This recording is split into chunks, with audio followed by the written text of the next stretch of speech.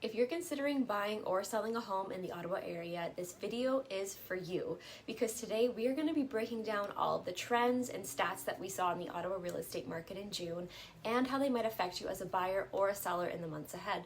So let's get started. Now to kick things off, let's talk about new listings and sales.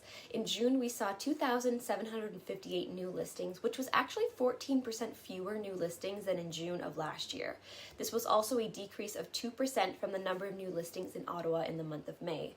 Now, of those roughly 2,700 new listings, there were 1,493 sales, which was actually an increase of 11% when compared to June of 2022. Now, why might sales be down though? We'll get into that in a bit. In June, there were 2.1 months of supply or inventory for freehold properties, which was actually up from 1.5 months in May. Now, on the other hand, there were 1.4 months of inventory for condos available in the city. Now, what is months of inventory? It's actually just another way of measuring how long it would take for all of the active listings on the market to sell. This means that if no new properties were listed in Ottawa, all of our inventory for freehold properties would be sold in roughly 63 days. Guidelines state that 0 to 4 months of inventory is considered a seller's market, 4 to 6 months is a balanced market, and anything beyond 6+ months is a buyer's market.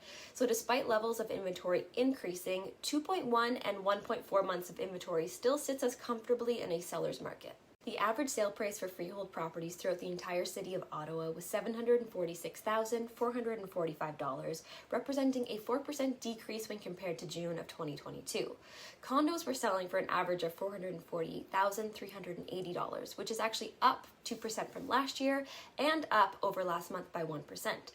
For the 6th month in a row now, prices have been increasing consistently for all of 2023 so far. Now let's get into how quickly homes are selling. The average freehold property is selling in 23 days, which is actually right where things were last month. Condos are selling in an average of 27 days, which is 1 day faster than they were selling for in May. Now, when we look at this time last year, residential freehold homes and condominiums were selling in roughly 15 days. But keep this in mind. We were in a much more brisk and fast-paced market at this time last year, so it makes sense that this number is different now. One of the biggest points of discussion in the world of real estate over the past several months has been interest rates.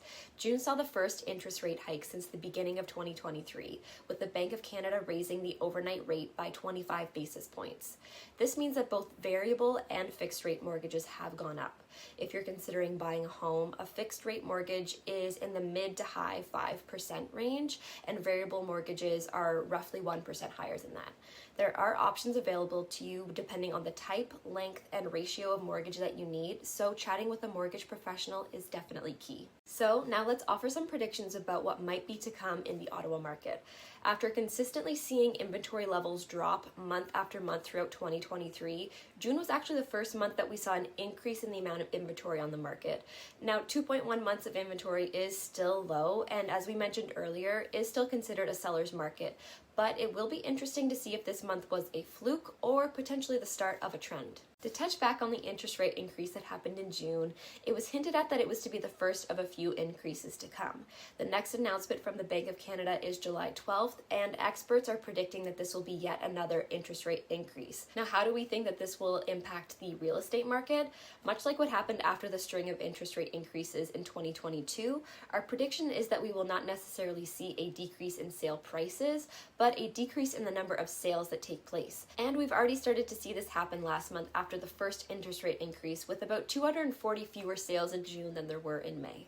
Lastly, we've seen firsthand that multiple offers are continuing to become more common. Now, this does not mean that staging, preparation, and presentation of listings are no longer important.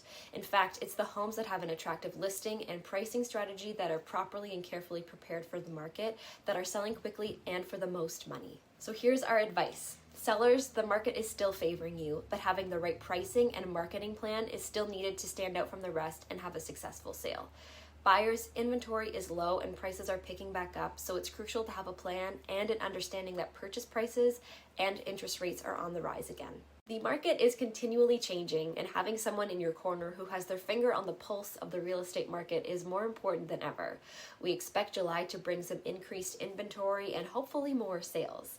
As always though, if you have questions about what's happening in your neighborhood, or you're thinking of buying or selling but just don't know where to start, please reach out to us. We would love to help you make the best decision for you based on your financial goals and be your go-to resource for all things real estate. Until next month, bye.